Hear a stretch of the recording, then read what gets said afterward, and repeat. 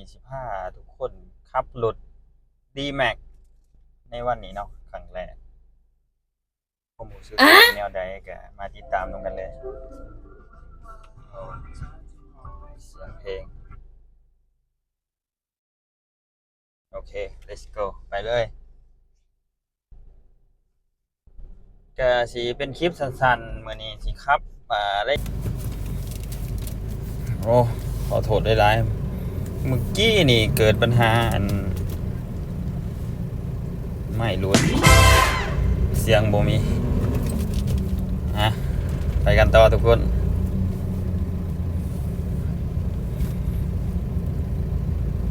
มื้อนี้ก็บ่มีหยังหลายก็จะบรรยายในการนำใส่รถ Isuzu D-Max 1.9 เฮาเนี่ยการขับขี่ระยะสั้นๆบ่ได้ขี่ไกลถ้าขี่ไกลนี่คลิปอื่นเขาจะมาว่ากันอีกเทื่อนึงเนาะนี่ก็ขี่ไกลๆครับก็จะพาทุกคนขับไปเรื่อยๆแล้วก็จะมาเล่าความรู้สึกของการใส่รถ D-Max นี่ก็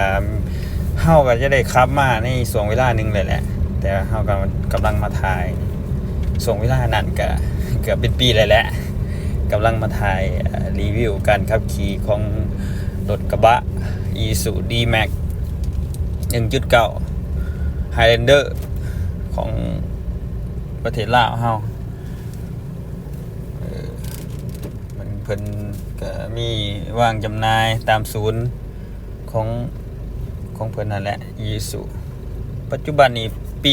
2024นี่ก็จะมีหนามันจะเป็นหนาใหม่มาแล้ว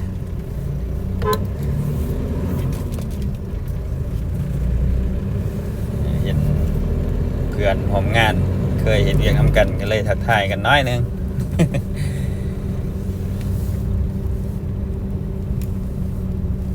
มื้อหน้าจะมารีวิวการขับขี่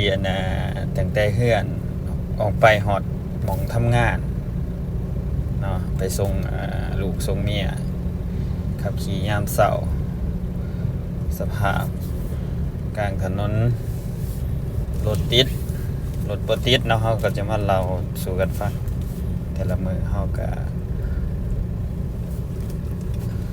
ถ่ายไปติดตามกันไปจักหน่อยก็ฮอดได้เนาะครับสั้นๆนึงดอกคลิปนี้ก็จะบ่มีสาระปานใด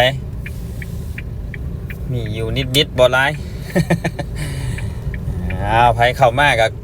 ฝากเด้อพี่น้องกดติดตามกดไลค์กดแชร์เฮานะเฮากำลังเริ่มเฮ็ดคลิปเป็นช่องใหม่ก็สนับสนุนกัน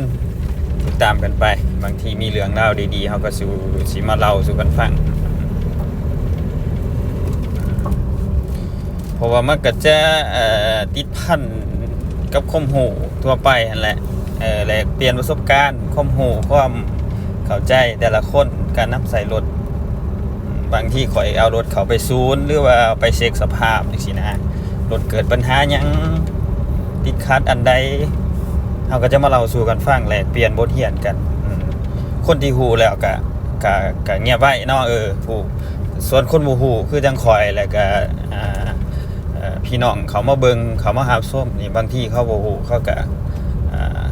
ก็ฮู้นำกันนั่นแหละศึกษาไปนำกันเรื่อยๆในการนำใส่รถบางคนฮู้แล้วก็ฮู้ก็โอเคก็ดีฮู้ก็มาแลกเปลี่ยนกันมาคอมเมนต์ได้เด้อมาคอมเมนต์อันนั้นเด้อต้องเปลี่ยนจังซั่นจังซี่ตามความรู้ความสามารถของแต่ละคนนั่นแหละประสบการณ์ข่อยก็มีอยู่ระดับนึงแต่ก็มันก็บ่ซ้ำอาจารย์ดอก นี่ก็จะเป็นวงเวียนอันนั้นขึ้นขวาลาวญี่ปุ่นซึ่งมันจะตรงกันกับตลาดดาวเฮืองเฮานี่แหละปัจจุบันก็จะเป็นใจกลางเมืองเนาะแต่ก่อนใจกลางเมืองก็จะอยู่ในพูนอีกยับไปอีก2กิโลเมตรจะเป็นทาวะบาเกาแต่ทีนี้มันก็จะเป็นเมืองค่อนข้างงุบเมืองใหม่แหละเมืองนครปักสีเฮานี่ก็จะฮอดบริษัทแหละพี่น้องมันเป็นคลิปสั้นๆนั่นแหละ เป็นคลิปสั้นๆคลิปหน้าจังว่ากันใหม่เนาะ คลิปนี้ก็จะบ่ยาวปานใดคลิปหน้ากันเฮาขี่รถขับรถไกลๆเฮาก็จะมาล่มกันหลายเรื่องหลายราวอันนี้เนาะมาแลกเปลี่ยนกันไต่ตาใส่พอย่ามแล้วก็จะเปิดประตูให้แต่ละมื้อขอบใจป้า เราก็เป็นผู้อาวุโสผู้หนึงที่ เกษียณบำนาญแล้ว จริงเราเป็นพนักงานนะพนักงานเก่าแก่แต่ว่าเขาเจ้าเกษียณบำนาญเขาจะบ่อยากอยู่เฮือนซื่อๆเขาก็มาครับหน้าที่เป็น เป็นย่ามเป็นรปภรักษาความปลอดภัยไปเนาะเป็นการดีถ้าว่าอยู่เฮือนหลายบ่มีหยังเฮ็ดมันก็ค่อนข้างเซ็กนั่นแหละมาเฮ็ดแบบนี้ก็ถือว่าโอเคพี่น้องสิจบคลิปสำนี้ได้นี่อันพี่แต่ว่าไผเข้ามาเบิ่งใหม่ก็ฝากกดไลค์กดแชร์กดติดตามเด้อพี่น้องเด้อ Subscribe เฮาให้เป็นกำลังใจเพื่อที่มีคลิปใหม่ๆเกิดขึ้น EP ต่อไปเฮาก็จะมาเล่าเรื่องราวต่างๆเกี่ยวกับการใส่รถแต่ละคนก็จะมีรถในเฮือนของไผของมันเนาะมีบ่ว่ารถจักรรถใหญ่ในเฮือนหนึงการซ่อมใช้บางที่ข่อย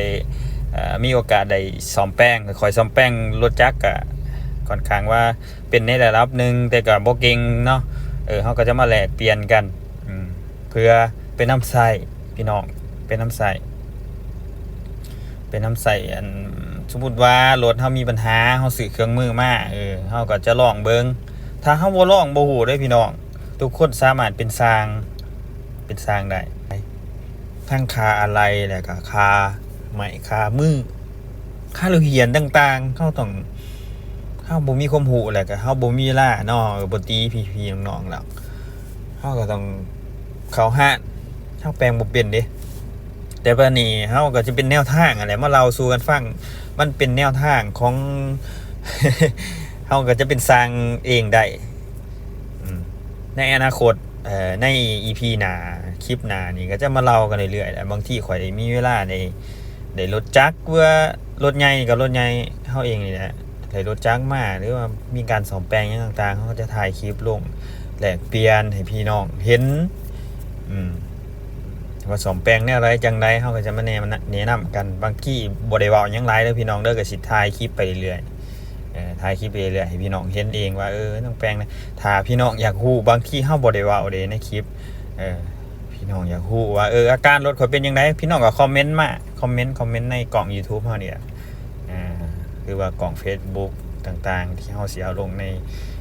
แพลตฟอร์มอื่นๆเนาะพี่น้องบ่เว้ายาวแหละบอกยาวมาหลายแล้วก็ฝากพี่น้องเด้อกดไลค์กดแชร์กดติดตามเด้อสำคัญกดติดตามเด้อพี่น้องเด้อให้คลิปมันเด้งขึ้นโทรศัพท์พี่น้องเวลาเฮาเอาคลิปลงคลิปใหม่ๆลงพี่น้องก็ได้ฮู้ว่าเฮาได้ติดตามผู้นี้เนาะเจ้า